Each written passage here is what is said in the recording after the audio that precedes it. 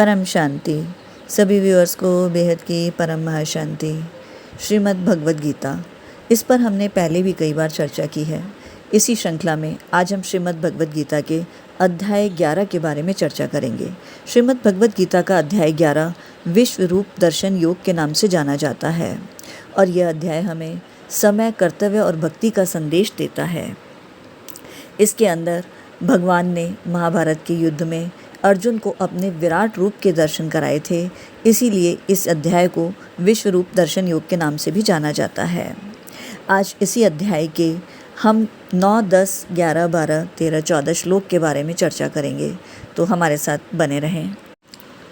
अर्जुन की प्रार्थना पर श्री कृष्ण उन्हें अपने विराट रूप के दर्शन कराते हैं और उसके लिए वो उनको पहले दिव्य दृष्टि प्रदान करते हैं, क्योंकि चर्म चक्षुओं से उनके विराट रूप को अर्थात दिव्य रूप को देख पाना संभव नहीं था। इसकी चर्चा हमने पिछले श्लोकों में की है। 9वें श्लोक के अंदर और महाभारत का जो ये सारा दृष्टांत था, इसको संजय धृतराष्ट्र को दिव्य दृष्टि से देखकर ये बताते हैं, क्योंकि वेद व्यास जी ने संजय को दिव्य दृष्टि दी थी, जिससे कि वो महाभारत का सारा दृष्टांत धृतराष्ट्र को सुना सकें। दिव्य दृष्टि की वजह से ही संजय भी प्रभु श्री कृष्ण के विराट रूप के दर्शन कर पाते हैं और उनके विराट रूप के दर्शन करते हुए वो धृतराष्ट्र जी को बताते हैं। संजय कहते हैं श्लोक नंबर 9 में, एव मुक्त्वा ततो राजन महायोगेश्वरो हरि दर्शयामास पार्थाय परम रूपमेश्वरम।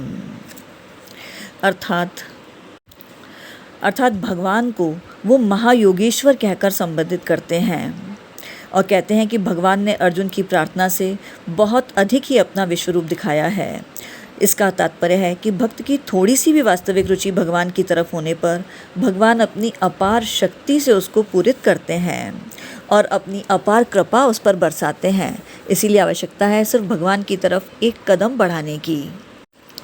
संजय कहते हैं आगे श्लोक 10 और 11 में, अनेक वक्त्रय नयनम अनेकाद्भुत दर्शनम अनेक दिव्याभरणम दिव्यानेकोधता धोतम दिव्य माल्याम्बरम धरम दिव्य गंधानुलेपनम सर्वाश्चर्यमयम देवमनंतम विश्वतो मुखम।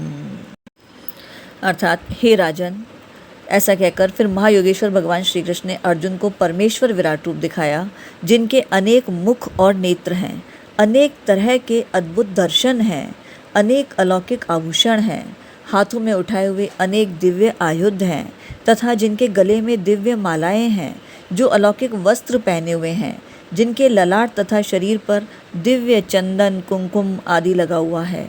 ऐसे संपूर्ण आश्चर्य में अनंत रूपों वाले तथा सब तरफ मुखों वाले देव अपने दिव्य स्वरूप को भगवान ने अर्जुन को दिखाया है और इस प्रकार का विश्वरूप देख करके संजय स्वयं भी रोमांचित हैं और अपने आप को बहुत ही भाग्यशाली समझते हैं।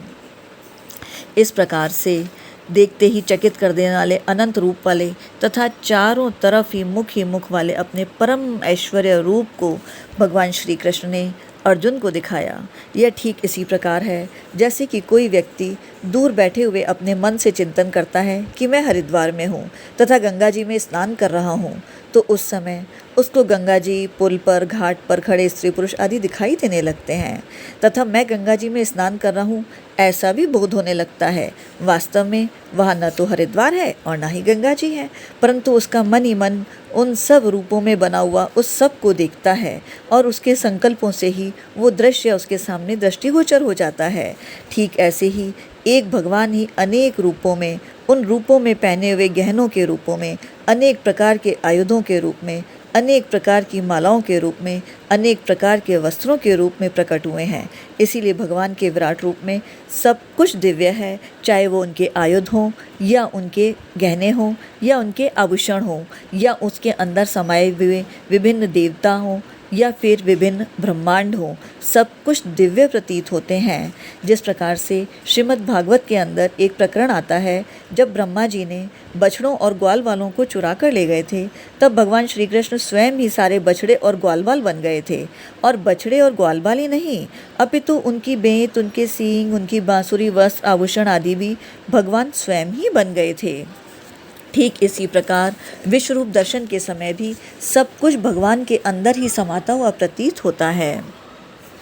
आगे संजय विश्वरूप दर्शन के प्रकाश का वर्णन करते हुए कहते हैं, दिवि सूर्य सहस्रस्य भवेदुग्पदोत्पतथा यदि भासदृशी सा स्यादस्य महात्मनः तत्रेकस्थं जगत्कृस्तनं प्रविभक्तं अनेकधा अपदेश्य देवस्य देवस्य शरीरे पाण्डवस्तथा ततः स विस्मयाविष्टो हृष्टरोमा धनञ्जय प्रणम्य शिरसा देवं कृतांजलिर्भर्षात्। संजय कहते हैं, जैसे आकाश में हजारों तारे एक साथ उदित होने पर भी उन सब का मिला हुआ प्रकाश एक चंद्रमा के प्रकाश के सदृश नहीं हो सकता और हजारों चंद्रमाओं का मिला हुआ प्रकाश एक सूर्य के प्रकाश के सदृश नहीं हो सकता, ऐसे ही आकाश में हजारों सूर्य एक साथ उदित होने पर भी उन सब का मिला हुआ प्रकाश विराट भगवान के प्रकाश के सदृश नहीं हो सकता। अर्थात भगवान का जो प्रकाश है वो हजारों सूर्य का प्रकाश भी विराट भगवान के प्रकाश का बराबरी नहीं कर सकता, क्योंकि इस हजारों सूर्यों का प्रकाश भी तो भगवान का स्वयं का ही दिया हुआ है। और प्रकाश तो सूर्य का प्रकाश तो भौतिक है, जबकि भगवान के विराट रूप का प्रकाश तो दिव्य है। भौतिक प्रकाश कितना भी बड़ा क्यों ना हो, परंतु वह दिव्य प्रकाश के सामने तुच्छ है। इसीलिए संजय विश्वरूप दर्शन में भगवान के प्रकाश का वर्णन करते हुए उसे हजारों सूर्यों के प्रकाश से तुलना करते हैं, परंतु उसके बावजूद उन्हें भगवान का प्रकाश अधिक दिव्य नज़र आता है, क्योंकि हजारों सूर्य का प्रकाश मिलकर भी भगवान के दिव्य प्रकाश की बराबरी कर ही नहीं सकता, क्योंकि सूर्य का तेज भी तो भगवान से ही आया है। तो फिर भला वह कैसे उस दिव्य प्रकाश की बराबरी कर सकता है। उस समय पर अर्जुन के देवों के देव भगवान के उस शरीर में एक जगह स्थित अनेक प्रकार के विभागों में विभक्त संपूर्ण जगत को देखा है अर्जुन ने। अर्थात अर्जुन भगवान श्री कृष्ण के छोटे से शरीर के किसी भी एक अंश में चर अचर स्थावर जंगम सहित संपूर्ण संसार को देखते हैं। वह संसार भी अनेक ब्रह्मांडों के रूप में, अनेक देवताओं के लोकों के रूप में, अनेक व्यक्तियों और पदार्थों के रूप में विभक्त और विस्तृत है। इस प्रकार अर्जुन ने स्पष्ट रूप से अनंत ब्रह्मांडों को भगवान के एक अंश मात्र के अंदर देखा है। जैसे मनुष्य लोक से देवलोक बहुत विलक्षण है, ऐसे ही देवलोक से भी भगवान अनंत गुना विलक्षण हैं, क्योंकि देवलोक आदि सब के सब लोग तो प्राकृत हैं और भगवान प्रकृति से भी अतीत हैं। इसीलिए भगवान देव अर्थात देवताओं के भी देवता हैं, अर्थात देवताओं के भी मालिक हैं। भगवान तो इस पूरी सृष्टि के अनंत ब्रह्मांडों के रचयिता हैं, इसीलिए उनका विराट रूप इतना दिव्य है। उनके एक छोटे से अंश में अर्जुन को अनंत ब्रह्मांड समाते हुए दिखाई दे जाते हैं। और अर्जुन ने भगवान के शरीर में एक ही जगह पर स्थित जरायुज, अंडज, उद्दिश, स्वेदिश, स्थावर, जंगम, नभचर, जलचर, थलचर, 84 लाख योनियाँ, 14 भुवन आदि अनेक विभागों में विभक्त जगत को देखा। जगत भले ही अनंत हो, पर वह भगवान के एक ही अंश में समाया हुआ है। इसलिए अर्जुन भगवान के शरीर में जहाँ भी दृष्टि डालते हैं वहीं उनको अनंत जगत की प्रतीति होती है, अनंत जगत उन्हें दृष्टिगोचर होता है। भगवान के विश्व रूप को देखकर अर्जुन बहुत ही चकित हो जाते हैं और आश्चर्य के कारण उनका शरीर रोमांचित हो उठता है। वे हाथ जोड़कर विश्व रूप देव को मस्तक से प्रणाम करके बोलते हैं। भगवान की विलक्षण कृपा को देखकर अर्जुन का ऐसा भाव उमड़ पड़ता है कि वो इसके बदले में यही कहते हैं कि मैं इसके बदले में क्या कृतज्ञता प्रकट करूं। मेरे पास ना तो कोई ऐसी वस्तु है जो कि मैं आपको अर्पण कर सकूं। मैं तो केवल आपको प्रणाम ही कर सकता हूं और बारंबार नमस्कार ही कर सकता हूं। ऐसा करते हुए वो भगवान की स्तुति करते हैं, जिसकी चर्चा हम आगे आने वाले श्लोकों में करेंगे। और ये ठीक इसी प्रकार से था जैसा कि श्रीमद् भागवत के अंदर एक और प्रकरण है जो प्रभु श्री कृष्ण के बचपन के समय का है, जब यशोदा मैया ने कन्हैया जी के छोटे से मुख में विश्व रूप को देखा था।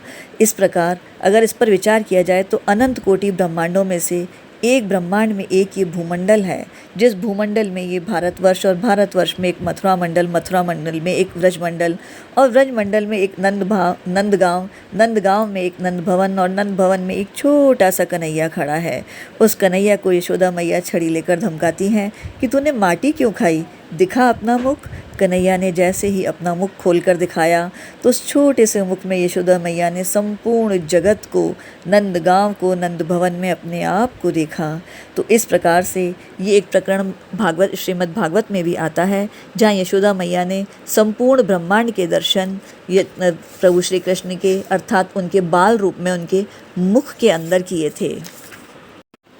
यहाँ इन श्लोकों के माध्यम से हमें सिर्फ यही समझना है कि विराट रूप का प्रकट होना केवल भगवान की इच्छा और उनकी शक्ति से ही संभव है। वो किसी भी लौकिक प्राणी के वश में नहीं है कि वो उसे देख सके, और ये अर्जुन के भी वश में नहीं था। इसीलिए भगवान ने उसे दिव्य दृष्टि प्रदान की थी। और भगवान का विराट रूप अनेकता में एकता का दर्शन कराता है। उस रूप में संपूर्ण सृष्टि, सभी देवता, सभी दिशाएं और समस्त दिव्यता समाई हुई थी। यह रूप केवल दर्शन ही नहीं बल्कि एक आध्यात्मिक अनुभव भी है जो अर्जुन को मिला और दिव्य दृष्टि पाने की वजह से संजय को भी प्राप्त हुआ। यहाँ श्री कृष्ण के विराट तेज की तुलना सहस्त्र सूर्यों से की गई है। कल्पना कीजिए कि यदि हजारों सूर्य एक ही समय में चमक उठें तो उनकी ज्योति कितनी प्रचंड होगी, उनका तेज कितना प्रचंड होगा। परंतु भगवान का तेज तो उससे भी कहीं अधिक अद्वितीय है, अलौकिक है और अनंत है, क्योंकि यह रूप केवल बाहरी प्रकाश नहीं है बल्कि यह तो आध्यात्मिक ज्ञान और दिव्यता का आलोक है। इसीलिए भगवान का प्रकाश बहुत ही दिव्य है। अर्जुन को जब अपनी दिव्य दृष्टि से उन्होंने संपूर्ण ब्रह्मांड दिखाए, जिसमें उन्हें देवता, ऋषि, जीव जंतु सब कुछ एक साथ भगवान के विराट रूप में विद्यमान दिखाई दिए, यह दृश्य केवल दर्शन नहीं था बल्कि एक सत्य का उद्घाटन था कि समस्त सृष्टि भगवान के भीतर ही स्थित है, जो अर्जुन के माध्यम से प्रभु श्री कृष्ण ने समस्त संसार को बताया। जीवन में जब भी साधक सच्ची निष्ठा से साधना करता है तब भगवान उसकी अंतर्दृष्टि खोलकर अपने स्वरूप की अनुभूति करवाते हैं। भगवान का विराट रूप हमें यही संदेश देता है कि संपूर्ण जगत उन्हीं में ही समाया हुआ है। हमें भी अपनी सीमित दृष्टि से आगे बढ़कर परमात्मा के विराट रूप को, विराट स्वरूप को देखना चाहिए, या यूँ कहें कि हमें इस सृष्टि में हर इंसान में परमात्मा समाये हुए हैं, तो हर इंसान को या हर जीव जंतु को परमात्मा स्वरूप ही देखना चाहिए। विराट रूप में हमें यह स्मरण कराता है कि ईश्वर किसी एक मूर्ति, स्थान या रूप तक सीमित नहीं है, अपितु वे तो अनंत हैं, सर्वव्यापक हैं और सर्वशक्तिमान है। जब साधक का हृदय शुद्ध और श्रद्धामय होता है तब वह इस विराट तत्व को अनुभव कर सकता है। जब आत्मा भगवान से जुड़ती है तब उसका अज्ञान मिट जाता है और भीतर दिव्यता का सूर्य उदित हो जाता है। ईश्वर का प्रकाश संसार के किसी भी प्रकाश से परे है। उनकी दिव्यता का अनुभव करने के लिए साधक को अपने भीतर का अंधकार मिटाना पड़ता है। यह श्लोक हमें सिखलाते हैं कि ईश्वर सर्वव्यापक है। हम चाहे पृथ्वी पर हों, आकाश में हों या किसी भी लोक में हों, हर अस्तित्व उनका ही अंश है। जब साधक की दृष्टि शुद्ध होती है तब वह देख सकता है कि संपूर्ण सृष्टि वास्तव में भगवान के ही विराट स्वरूप का भाग है। परमात्मा जब कृपा करते हैं तभी साधक उनके विराट ऐश्वर्य का अनुभव कर पाता है। भगवान का विराट रूप संपूर्ण सृष्टि का दर्शन है। वह हमें सिखलाता है कि परमात्मा अनंत और सर्वव्यापक हैं। सहस्त्र सूर्य भी उस दिव्य तेज की तुलना नहीं कर सकते जो भगवान के विराट रूप में समाया है। जब साधक दिव्यता का साक्षात्कार करता है तो उसका पहला भाव होता है विस्मय और रोमांच, दूसरा भाव होता है नम्रता और समर्पण, और तीसरा भाव होता है भक्ति और संवाद, जहाँ वह अपने अहंकार को छोड़कर परमात्मा से सीधे हृदय की भाषा में बात करता है। जब मनुष्य परमात्मा के विराट स्वरूप का अनुभव करता है तो उसका हृदय विनम्र हो जाता है। असली भक्ति वही है जहाँ अहंकार नहीं, केवल समर्पण और प्रेम होता है। अर्थात भक्त प्रेम और करुणा से भर जाता है और वो हर प्राणी से समानता का व्यवहार करता है, प्रेम और करुणा का व्यवहार करता है। आइए इसी प्रकार से ज्ञान मार्ग पर चलकर अपने हृदय में हम भी ज्ञान का एक दीपक रोशन करें और ज्ञान मार्ग पर चलते हुए भक्ति की पराकाष्ठा को प्राप्त करें और ईश्वर की तरफ अपना एक कदम बढ़ाएं। तभी हम भी उस मुक्ति के मार्ग पर चल सकते हैं और ईश्वर से एकाकार हो सकते हैं। इसी प्रकार की ज्ञानवर्धक जानकारी के लिए हमारे चैनल पर बने रहें और इस प्रकार की ज्ञानवर्धक जानकारी को औरों के साथ भी शेयर करें, ताकि हम औरों के हृदय में भी ज्ञान का दिव्य दीपक जला सकें और उन्हें भी ईश्वर भक्ति की तरफ और ईश्वर से मुक्ति की तरफ हम उन्हें भी अग्रसर करने में अपना योगदान दे सकें। उम्मीद करती हूँ ये वीडियो आपको अच्छा लगा होगा। वीडियो को पूरा देखने के लिए सभी व्यूअर्स का बेहद का परम धन्यवाद। बेहद की परम शांति।